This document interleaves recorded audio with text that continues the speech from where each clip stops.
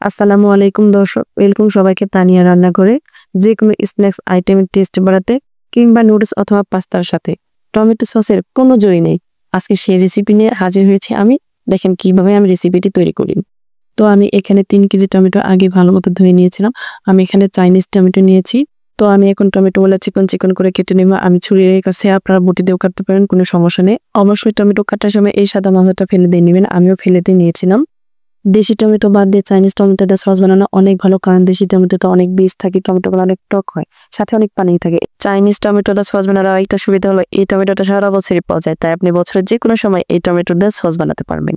সবগুলো টমেটো কাটা হয়ে গেলে এরপর আমি একটা বড় প্যানে সবগুলো টমেটো নিয়ে নিচ্ছি।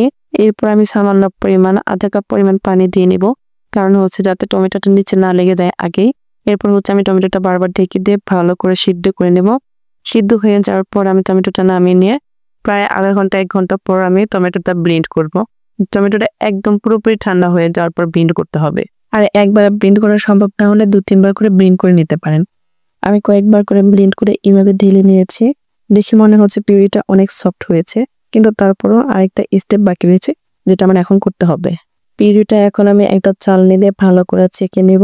পিউরিটা অল্প অল্প করে ভালো করে ছেঁকে নিতে হবে, কারণ ভালো করে ব্লেন্ড করার পরেও বেশ খানিকটা সিল্কা ও টমেটোর বীজ থেকে যায়, এর জন্য ভালো করে ছেঁকে নিতে হবে। আপনাদের যদি হাতের কাছে কোনো চালনি না থাকে তাহলে সুতি কাপড় দিয়েও ছেঁকে নিতে পারেন।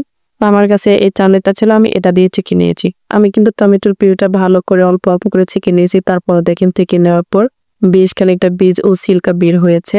এভাবে ছেঁকে নিলে টমেটো সসটা অনেক ভালো হয়। ছেঁকে নেওয়ার পর দেখেন এই যে আমার একেবারে মিহি টমেটো পিউরি বের হয়েছে। এখন আমি 1 কাপ চুলায় প্যান দিয়ে নিব। তারপর হচ্ছে পিউরিটা ঢেলে নিব। এরপর দিয়ে নিচ্ছি 1 কাপ চিনি, 1 টেবিল চামচ লাল মরিচের গুঁড়া। লাল মরিচের গুঁড়াটা যত লাল হবে তত টমেটো সসটা লাল হবে, দেখতে অনেক সুন্দর লাগবে। এরপর দিয়ে নেব স্বাদ মতো লবণ। তারপর ভালো করে নেড়েচেড়ে আমি চুলাটা অন করে নাড়াচাড়া করতেই থাকবো। এ পর্যায়ে আমি 3 কেজি টমেটোর জন্য 1.5 টেবিল চামচ কর্নফ্লাওয়ার নেব, আর নেব সম পরিমাণ পানি নিয়ে ভালো করে মিক্স করে নেব। 1 কেজির জন্য 1/2 টেবিল চামচ করে কর্নফ্লাওয়ার। আর কর্নফ্লাওয়ারটা অবশ্যই টমেটো সসের জন্য খুবই প্রয়োজনীয়। কর্নফ্লাওয়ার টমেটো সসকে অনেকদিন পর্যন্ত সংরক্ষণ করে। তো আমি এখানে 3 কেজি পরিমাণ টমেটো সসের জন্য 1/2 কাপ পরিমাণ ভিনেগার নিয়ে নেব, সাদা ভিনেগার। হচ্ছে টমেটোর যখন পিউরিটা ঘনত্ব হয়ে আসবে তখন হচ্ছে আমি ভিনেগারটা দিয়ে ভালো করে নেড়েচেড়ে দিতে দেবো, যাতে হাতে না লেগে যায়। এরপর দিয়ে নিয়েছি কর্নফ্লাওয়ার। কর্নফ্লাওয়ার দেওয়ার আগে আমি কিন্তু পিউরিটা 20 থেকে 25 মিনিট জাল করে নিয়েছি ভিনেগার দেওয়ার পর।